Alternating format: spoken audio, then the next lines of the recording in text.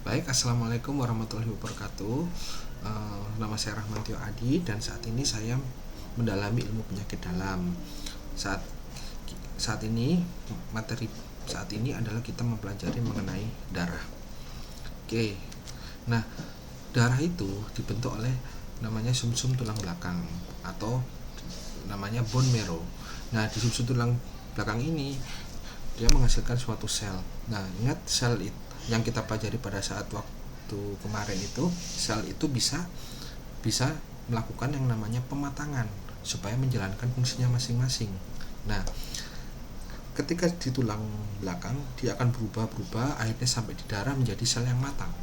Nah sel yang matang itu ada eritrosit atau sel darah merah, ada platelet atau trombosit, dan ada yang namanya limfosit dan ada eosinofil, neutrofil, dan basofil. Ini kesemuanya ini adalah sel leukosit. Nah, leukosit itu terbagi dua. Ada yang namanya sel yang bergranulosit, bergranul-granul kayak seperti gini, yaitu eosinofil, neutrofil, dan basofil. Ada yang sel yang agranulisor, yang agranul atau dia tidak kelihatan karena jumlahnya sangat sedikit, yaitu yang namanya sel limfosit. Ini limfosit, ada sel namanya NK sel, dan ada sel yang namanya trombosit, dan ada sel yang namanya monosit. Oke, dia mempunyai fungsi masing-masing. Nah, fungsinya dari granul-granul ini apa sih? Nah, fungsi dari granul-granul ini fungsinya adalah dia mempunyai enzim, di mana enzim itu untuk menghasilkan sel-sel peradangan, di mana untuk berperang melawan bakteri-bakteri, dan di situ untuk melindungi tubuh sebagai pertahanan yang pertama. Lalu yang kedua adalah sel monosit.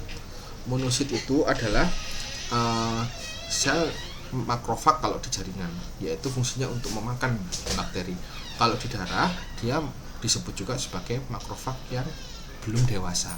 Begitu dia di jaringan, dia akan menjadi sel yang dewasa. Lalu ada yang namanya limfosit.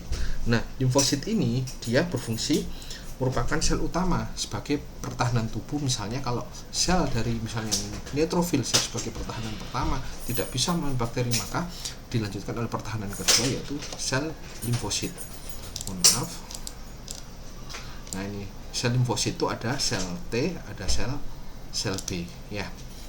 Sel T dan sel B, dan memiliki fungsi masing-masing yang akan dipelajari kalau kita belajar ilmu kedokteran. Oke. Ketika mengalami kelainan, nah sel itu kan salah satu fungsinya adalah komunikasi. Dan ketika ada kelainan, maka akan terjadi yang namanya kelainan darah. Contohnya leukemia. Leukemia terjadi jika sel ini tidak sulit berubah untuk menjadi sel-sel ini, makanya terjadi yang namanya leukemia. Terus ada lagi leukemia karena mieloid, tapi juga ketika sel-sel limfoid ini tidak bisa, kalau sel-sel limfoid tidak bisa berubah menjadi sel B dan sel T, makanya sel B dan lain sebagainya makanya disebut leukemia juga, tapi leukemia yang limfoid. Nah, ada lagi fungsilah dari neutrofil. Nah, neutrofil ini juga selain memiliki pertahanan tubuh, ketika dalam kondisi tubuh asam, maka neutrofil ini tidak bisa berfungsi dengan baik. Contoh kondisi tubuh yang asam itu ketika terjadi infeksi yang berat dalam tubuh, maka neutrofil tidak bisa berjalan dengan sebagaimana fungsinya. Terus platelet atau trombosit ini juga bisa mengalami kelainan ketika misalnya kalau ada infeksi. Ketika terjadi infeksi, maka gangguan pembekuan darah tidak bisa terjadi, sehingga tidak bisa menjalankan fungsinya dengan baik. Terus ini sel darah merah, kalau terganggu misalnya kekurangan zat besi, kekurangan vitamin B, maka akan terganggu dalam pembentukan sel darah merahnya, karena salah satu komponen dari sel darah merah adalah hemoglobin. Nah, fungsinya hemoglobin itu adalah mengangkut oksigen. Nah, kalau hemoglobinnya kurang, maka sel-sel tubuh juga akan mengalami kekurangan oksigen seperti itu. Oke, slide berikutnya. Nah, ini ada lagi yang namanya sel plasma. Nah, kan masih kalau era COVID ini kan masih pernah dengar yang namanya plasma convalescence. Nah, plasma convalescence itu fungsi plasma itu sendiri itu terdiri dari macam-macam. Salah satu plasma itu 7%-nya isinya protein.